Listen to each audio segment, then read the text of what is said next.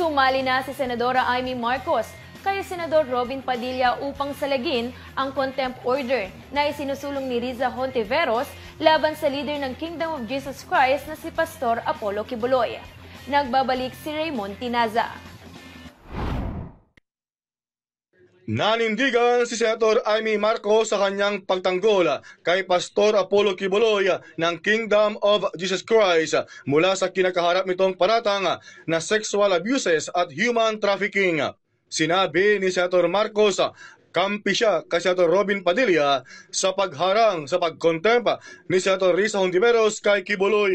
Ayon kay Marcos, pipilitin nila ang makakuha ng sapat na suporta o pirma ng mga kasamahan sa komite para mabaliktad ang ruling ni Hontiveros.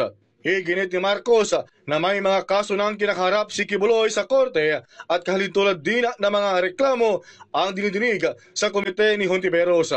Naniniwala din si Marcos na hindi raw talaga in aid of legislation ang ginagawa ni Hontiveros sa pagdinig ng mga reklamo laban kay Kibuloy. Kwentuhan lamang, may testigo nga, alam ko, narinig ko si Senator Riza, pero ganun pa man, kinakailangan na bigyan daan pa rin ang nasa korte. At hindi ako sigurado na in aid of legislation talaga ang mangyayari. Ako, si Raymond Tinaza, para sa Kwentong Politiko.